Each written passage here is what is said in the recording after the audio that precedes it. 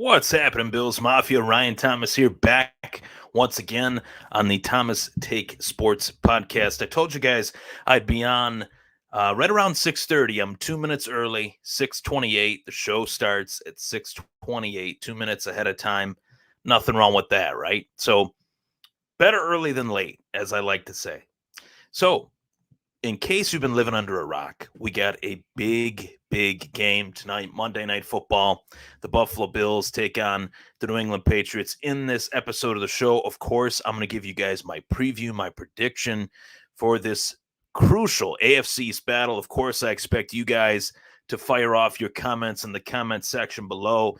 What do you think will take place in this game? What do you anticipate in this game? I have a lot to dive into within this game tonight, because this is one that the stage is set. It's Monday Night Football. It's the Bills. It's the Patriots. It is a bitter rivalry that goes back quite a long time. You know, back in the AFL days when the Patriots had the white helmets with the long snapper, Buffalo Bills had the white helmets with the standing buffalo that I have on the hat that I usually wear that I'm not wearing for this show. But I'm excited for this game for a lot of reasons. It's nice to, before I dive into the X's and O's of the game, it's nice to be on that Monday Night Football stage where we have the whole world watching, right? Everyone's watching, flipping through the channels today, watching a little bit of TV, ESPN, NFL Network. Everybody's talking about this game, and rightfully so, because what is on the line for this game is massive. Every game is big, but this one just has the stage being set of the Patriots being 8-4, the Buffalo Bills being 7-4. The Patriots haven't had their bye yet, so they have played more games than Buffalo. But Buffalo, if we win this game, our chances of winning the AFC East are 60%. If we lose this game, our chances of winning the AFC East are 35%. So it just goes to show you how crucial this game is for the future of the Bills this season. And as always, it seems like at this time of year, these are the types of games that Bills fans expect to be playing in, rooting for, cheering their team on in games such as these, where so many years went by where we weren't playing meaningful December football. We were playing football that just was around, didn't really matter. Now we're here in December and we're playing football that actually means something. And I think that that's something that I think Bills fans are most excited about. And that's something that I wanted to bring up during the show prior to going into the game, that, hey, we're here. We're playing some meaningful football in December. It's been a long time coming. These last few years, we've worked our way up to it, but this feels like, one of the biggest games of the season. So let's get right to it. This is the preview show for tonight's Buffalo Bills Monday Night Football game. I set the stage for you, but setting the true stage of this game is Josh Allen and the Buffalo Bills versus the surprising rookie emergence of Mac Jones. And prior to the season, I go back to March, April, the NFL draft. Mac Jones was somebody that I truly believed would be a decent rookie quarterback. Did I anticipate he'd be the rookie that he has been? No, I did not. But if you were to say, hey, ask me, hey, Rye, who do you feel, would be the last quarterback you'd want the Patriots to go out and get? I was asked that question on a lot of shows leading up to the NFL draft, and that answer was Mac Jones. I would hope that Mac Jones wouldn't land on the Patriots. Lo and behold, Mac Jones fell to the Patriots. The Chicago Bears selected Justin Fields, and really that was the only other team that I truly believed would go out and possibly draft Mac Jones outside of the San Francisco 49ers, and they went out and they drafted Trey Lance. So Mac Jones going to, the Patriots was something that I thought, oh, damn, Mac Jones going to the Patriots. He's got a quick release. He's accurate. He's smart. He doesn't take many chances. He doesn't turn the ball over. That's perfect for Josh McDaniels' offensive scheme.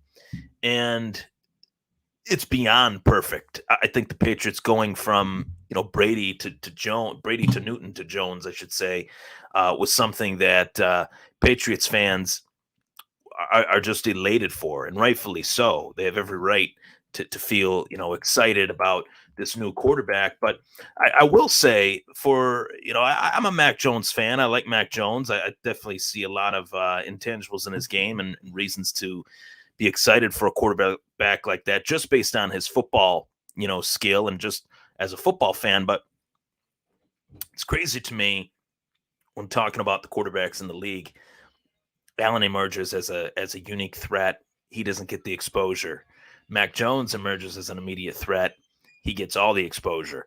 It's just the difference between the markets and the cities in the league that any quarterback that emerges out of Buffalo, he's not going to get the exposure that one would get out of New England. It's just a point that I've made time and time again, and it's a point that I think is ringing true right here, right now, in terms of the current state of the National Football League. Mac Jones is getting all the glory, all the love, and Josh Allen's not getting hardly any, and the Buffalo Bills aren't getting hardly any. And I guess the Bills have painted themselves into a corner within that concept because they did lose to the Jacksonville Jaguars. They did lose to the Tennessee Titans. And even in wins this year, wins against the New Orleans Saints on Thanksgiving, having 10 days to prepare for this game. I'll get to that, more of that in a little bit. But to have extra time to prepare for this game, and to look at the last week's game as I have, the last Bills game as I have against the Saints, although it was a 31-6 win, there were still moments in the game where these Buffalo Bills just don't really know who they are. And I think that is the biggest facet of this game that makes this game so interesting, is that, I guess, facet or factor is the sense that the Patriots don't really know who they are yet. And the Buffalo Bills don't really know who they are yet. Neither team really seems to know who they are. Neither team really has a sense of their true identity. And both of these teams have high expectations, knowing that they can win football games, knowing that they have a formula. Each team has a formula on how they will win these football games, but neither team has really displayed that level of consistency. The Patriots have won 6 straight, but that start of the season wasn't so hot.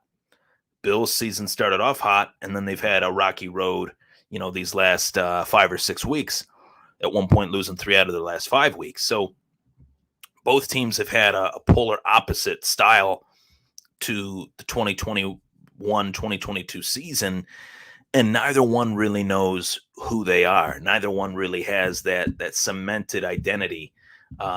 They know how to win games their way, but one week the Patriots could show up against one team, and then the next week they might not look as good against another team.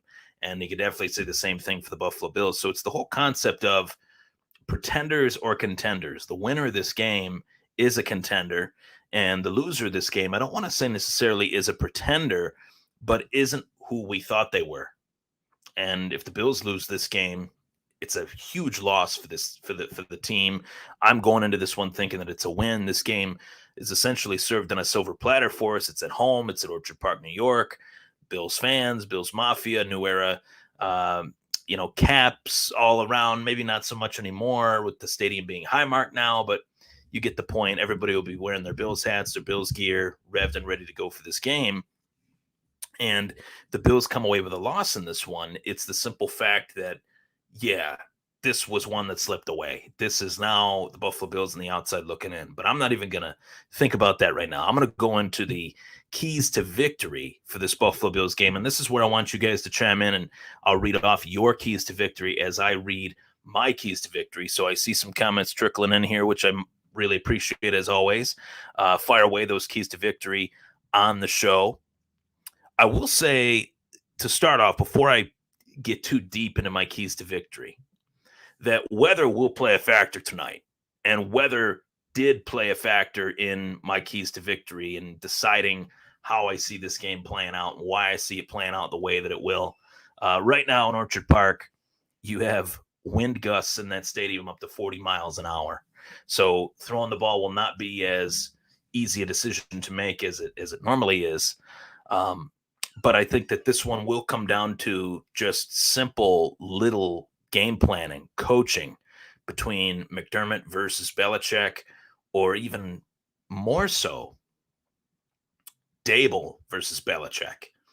And it's no secret that, as I sit here on the show, once again, you guys know that I'm not exactly the biggest Brian Dable fan as far as his offensive coordinator play calling, but I will say this game will come down to essentially Dable versus Belichick. How Dable calls this offense versus Belichick's defense, I think, is crucial to the Buffalo Bills' success in this one. And namely, utilizing the outlets is something that I think this offense has to do early and often. So that is my first key to victory, is using our outlets. And our outlets for the Buffalo Bills are Stephon Diggs. Our outlets for the Buffalo Bills are Dawson Knox. Right now, those are the two biggest pass catching athletes that this team has. And Stephon Diggs is obviously one of the best receivers in the league. Dawson Knox, I think, has emerged as one of the young up and coming tight ends in the league. We saw in the Thanksgiving game against the Saints, a tight end screen that I've been calling for what feels like 10 weeks now. We finally saw it, and Dawson Knox broke off some tackles and got into the end zone. I want to see Dawson Knox featured early in this one, and yes, the weather being a factor means to me that Josh Allen won't have the propensity to drive the football down the field as often as he normally does, which means that the shorter passing outlets will be there for him to take that chance and make those decisions, whether it's a short read to Knox, whether it's a short read to Beasley, whether it's a short read to Diggs, whether it's a short read to Gabriel Davis. Those are things that I expect in this offensive game plan from the Buffalo Bills. And another outlet in the passing game that I think that needs to be written down by Bills fans, to keep your eye on number 22, Matt Breida, somebody that I'd wanted in this running back tandem, whether it's Breida Singletary or Breida Moss. It appears as if Breida Singletary is the right tandem for this running offense, and that's the tandem that I hope to see out there tonight. That's the tandem that I think is most effective, most efficient, and is one that I think gives the Bills the best chance to win every week. So, and that goes to establishing our own run. Now, watching last week's game and watching the prior weeks with Breida and Singletary, you know how these guys are used. You know by now that Singletary is predominantly used as the stretch running back. He's used as somebody that we're trying to get him to the sideline. He's not that in between the tackles back that you would want in a traditional sense. The guy that could just bang it inside the tackles, break off tackles, and get those extra yards. But even on a stretch run, a zone run, Devin Singletary can make things happen. Far more than what Zach Moss has made happen over the course of the season. But Matt Breida adds this speed dimension to this offense that I think is hard to ignore. And today, I hope to see Breida used more extensively, more exclusively than that of Singletary. And it's not that I'm a Devin Singletary hater. I'm down on Devin Singletary. I like Devin Singletary and Breida together. It's just that I hope Breida does continue to get featured more in this offense. And with winds expected to be up to 40 miles an hour, I highly expect that. So establishing our own run is something that early and often, whether we start this game on the offensive side of the ball or not, I hope that we have that initial setup of Breida and Singletary. Neutralizing the run. The Patriots have a bevy of running backs that I think are different in their own way. If you were to go to their depth chart, you would see stylistically, size-wise, these running backs are very different in Damian Harris and Ramondre Stevenson. Damian Harris is 5'11", 220. Ramondre Stevenson is more of a 6 foot, 235-pound back. So both guys are big. Both guys are strong. Both guys are bulked up. But both guys have a savviness to their running style for how young they are as runners. They do the simple things. They're not the flashiest running backs, but they do the simple things in terms of north-south, getting it to the sideline in a clock situation, falling forward. They're not fancy, but they simply just get the job done. If every NFL team had a running game like this, they would be very thankful. I think Damian Harris is back to full health. Ramondre Stevenson has been somebody that has filled in really well for Harris while Harris has been out. But to now have both of these guys back for the Patriots, those are two figures in this game that I expect to be factors in this football game. So neutralizing the run, I think, is another point of emphasis with Star Latuile back for the Buffalo Bills and the defensive line. I expect Star to be a huge factor in this one as well in terms of stopping the run. Talked about it on other shows this week leading up to the game that Ed Oliver is somebody that I think is going to have a make or break night, not make or break in the sense that they'll cut him or anything like that, but make or break night in terms of the spotlight is on him. The spotlight is on Ed Oliver to show up and show out. And I think that that's a big factor neutralizing the run as well. So I think tonight, when I look at where I'm at as a fan right now, going into this game, my expectations aren't high. I'm not feeling like this is going to be a win. I'm not feeling like necessarily this is going to be a lockdown loss, but I'm not feeling too excited in comparison to weeks past, due in large part to the fact that the Bills have shown just a lack of consistency over the course of this season. And oddly enough, when looking at their lack of consistency, ESPN put out an article today that the inconsistency of the Buffalo Bills rivals, any team the likes of which we haven't seen since 1983. In terms of 1 week they're really hot at throwing the football, 1 week they're really hot at stopping the run, and the next week they can't throw the football, the next week they can't stop the run. And I think this game simply comes down to Brian Daboll's offense against Bill Belichick's defense. And being that that's my opinion and my belief, I choose I choose Bill Belichick 10 times out of 10. Jason Marchesney says, "Hey, Ryan, good luck tonight. May the best team win. Here's a question. What team do you think has an advantage in the blizzard tonight, Pats or Bills?" That's a good question. I feel like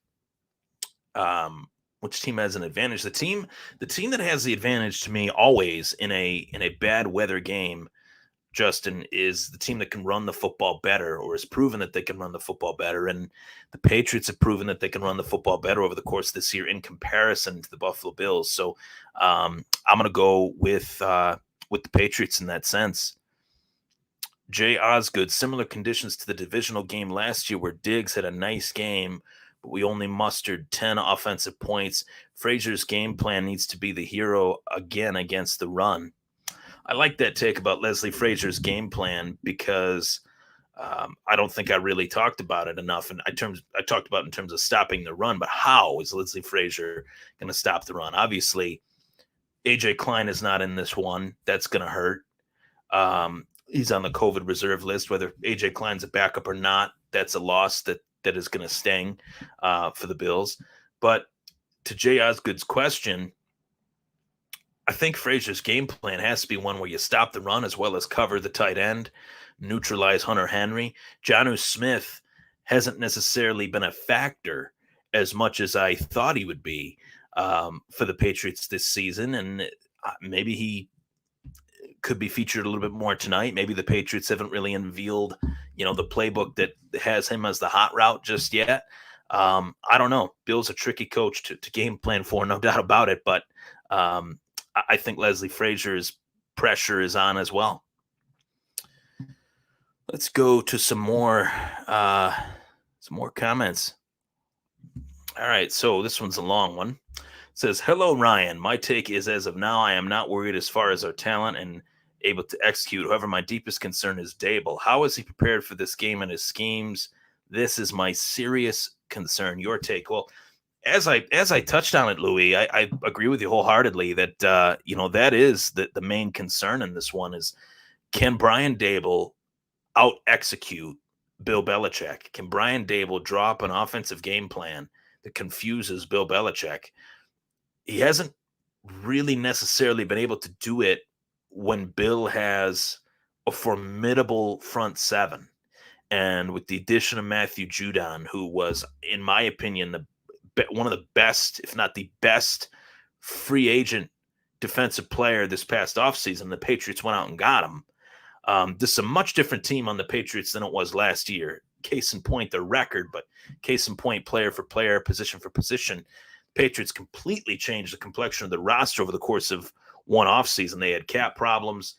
They tried to solve their cap problems over a 1-year span. They took a year off essentially, and then they just emptied the books on all of these free agents: Hunter Henry, Jenner Smith, Matt Judon, and then went with Mac Jones to start the season. And I think, Louis, you got 10 days to prepare for this game.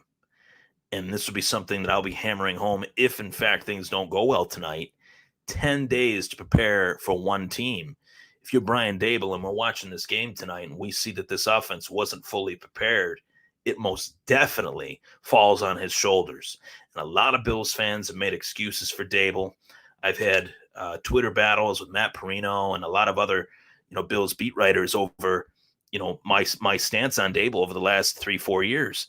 And as time has worn on, I've been proven right that Brian Daboll, when push comes to shove, when he's going up against the cream of the crop coaches, as far as his offense versus the X's and O's of a Belichick, of a Tomlin, or something like that, he can't really get over that elite of the elite hump. We just got the inactive list for the Buffalo Bills. I'll read the full inactive list, but to Louis' question, I think that that's a severe concern of mine as well as his, and we'll see how it shakes out. I know I'm concerned about it. It's why I'm feeling like this game might not be a win. I hope I'm wrong. So the inactive list for tonight's game: Marquez Stevenson, Isaiah McKenzie, Reggie Gilliam, Jamil Douglas, Efe Obada, and Vernon Butler. Defensive tackle Eli Anku and linebacker Joe Giles Harris are both active. They're players that were elevated to the practice squad, as AJ Klein is now on the reserve COVID list.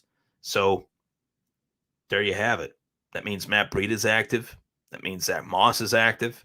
That means Devin Singletary is active. So that means that we will see a steady dose of a run game.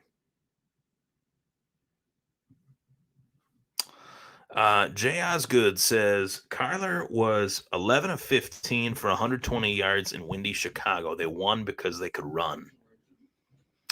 I think you're talking about Kyler Murray and kind of comparing the run, running attack. That's something that I want to hammer home to as my next point as far as key to victory. If Josh Allen can extend plays, which we know he can, if Josh Allen is able to do that, if they're not putting a QB spy out there on Josh Allen in this game, if they don't do a good job of doing that, I should say, meaning the Patriots, then the Bills could win this game, because I think that is the difference between Josh Allen and Mac Jones. Mac Jones is not mobile. Mac Jones is not an athlete. Josh Allen is mobile. Josh Allen is an athlete. Josh Allen can extend plays.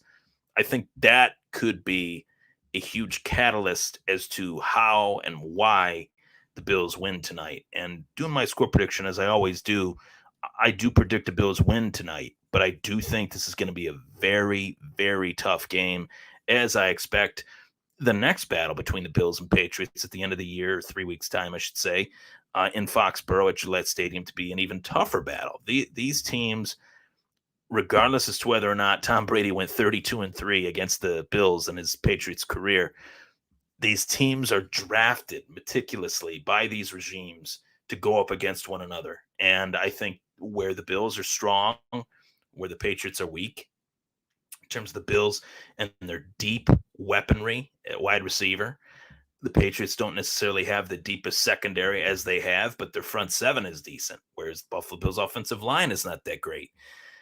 The Patriots have a good running game, where the Buffalo Bills don't have a good running game. So they're very opposite but well matched in terms of X's and O's, and I think that that's what's going to make this game so intriguing. I see, if I'm looking at who will be the top players in this game, I see Dawson Knox being a major factor tonight. I see Matt Breida being a major factor tonight. And I really am curious to see how Leslie Frazier, X's and O's wise, lines Dane Jackson up. Who's Dane Jackson covering tonight due to the fact that Trey White is out for the year? Those are the key questions in this game. Safe to say, we're about an hour and a half away from game time. I wanted to hop on here and give you my preview, my take. I got the Buffalo Bills winning this one close, 27-20. to 24. So 27-24 is how I got it going down. That would mean that some field goals happen. You know what? I'm going to go 28-21 just for the sake of, I don't think Tyler Bass is going to be out there kicking many field goals. I don't think Nick Folk is going to be out there kicking many field goals. I'm going to go 28-21 Buffalo versus Patriots. The Bills getting the win. Moving on to next week's game, back on Sunday football. Pretty sure they're back on Sunday football against Tampa Bay, right? So you guys let me know what your score predictions are, and I'll go from there with you guys as well. But yeah, Sunday football, Sunday afternoon, 4:25 next week against Tampa Bay. I love the 4:25 time slot. I'm actually a fan of that. So, but Louis Esanato says, Ryan, this has been driving me crazy. Why hasn't Antonio Williams been activated? I am stuck on this guy. He just might be our missing link. Those are the questions that I don't know the answer to that. The coaches make those calls. I don't make those calls. I just give my take on what I see on the field. But in terms of the players that are out there or not out there, I really like the fact that Breida and Singletary have seemingly fed off of each other these last couple weeks. Now we have Moss out there again. I think this is a real true opportunity once again for him to show out and show something, because he hasn't really shown a lot this year. But we'll see. We got a lot of weeks left. Are there players on this team that should have played a game? Maybe, maybe not. But that doesn't mean we won't see them later on. And I really want to say, too, that, bring this point back home. As far as the Patriots go, I think that this team has been at the top of the league, obviously, for the last 20 years. But the fact that the mainstream media has been consistently just badgering the fact that Mac Jones is the second coming of Tom Brady, pump the brakes on that. I'm hoping that the Buffalo Bills show up enough in this one to shut the mainstream media's mouths and force them to backtrack and say, maybe we said a little bit too much about Mac Jones. Maybe we overstepped our boundaries on Mac Jones just a little bit. Maybe we over-exaggerated the ability of Mac Jones just a little bit. I think that that's something that I'm hoping that the Buffalo Bills prove in this one. And let's face it, I mean, tonight's game is a big game for Josh Allen. Josh Allen has to be flawless tonight in order for the Buffalo Bills to win this game. There can't be turnovers. There can't be forced passes. There can't be reluctance to throw the football away. There can't be sacks taken in this game. And there can't be hero ball. I posted a status that I do expect Josh Allen to be running around a lot, looking to extend plays. That part of his game, that dynamic facet of his skill set, I don't want that out of his game. That's what makes him a special player. But then there are times where things unravel and you start to see Allen try to do a little bit too much in that sense. Overextend, analyze, over do things. And that's not the Allen that I want to see in this one. The Allen that I want to see in this one is the Allen that can extend plays, but do it in a form and fashion that allows him to show that he is a true athlete. Far better than what he is given credit for. So I got some other comments on here from other sites that this is posted, and I want to read those off. Eric Morrison said, "Did you state your prediction? Sorry if I missed it. I did state my prediction for the game. Score-wise, I got 28-21 Bills. I think it's going to be a touchdown-only game. I don't see any field goals because of the wind. I think that this one will be a battle of field position as well that could sway either way, but people are saying, they won't have a need to throw the football. The ball is going to be thrown. You got Stephon Diggs out there. You got Dawson Knox out there. You got Emmanuel Sanders out there. You got Gabe Davis out there. The ball will be thrown. Make no mistake about it. So Tim Giles says, Mr. Buffalo. Nick Miller says, I feel like when Breida touches the ball, he makes a positive play. Matt Breida is the best running back on this roster. I think he's proven that. Hopefully Moss plays with a chip on his shoulder after being benched last week. He better. I mean, this is when push comes to shove, your back's against the wall. You've been inactive. You've been healthy scratched in hockey terms. And you got a guy that's breathing down your neck and has proven that he can play at an extremely high level. So there you have it. Answering your questions, giving you my score prediction, my keys to victory for tonight's Buffalo Bills Monday Night Football game against the New England Patriots. This is the biggest game in recent Buffalo Bills history. It seems like any time the Buffalo Bills take on the New England Patriots, it's one of, if not the biggest game of the year. And do it at home, Monday Night Football. For the second time since 2008, the Bills are hosting a Monday Night Football game, prime time. The whole NFL world will be watching tonight. Let's make it happen. Let's get this win. We need this win. With a win, we got a real solid chance, a 60% chance statistically of winning the AFC East if the Buffalo Bills win tonight. You know how important it is to win your division. And to win your division, you're putting yourself in a very, very nice spot for the playoff hunt. So for the playoff picture, I should say. So there you have it. That is the Buffalo Bills Monday Night Football preview show against the Patriots. I'm going to try to hop on here during halftime to give you a little bit of a quick halftime look at the game. And then obviously I'll be back on for the post-game show as soon as the game's over tonight. So if I don't hop on tonight by some crazy chance, if I don't hop on tonight, I'll be back on tomorrow, but I'm going to try to make it happen tonight for the Bills Mafia out there. So thanks for tuning in. Of course, I'm Ryan Thomas. That was the Thomas Take Sports Podcast, my Buffalo Bills Monday Night Football preview as the Bills take on the Patriots. I got more of the Thomas Take Sports Podcast coming up. All sports, not just Bills content, but MMA, boxing. Jake Paul now fighting Tyron Woodley for the second time as Tommy Fury pulled out of the fight on Friday. The news broke today that Jake Paul's opponent has changed. I got a few takes on that. So always leave you guys wanting more. Take care.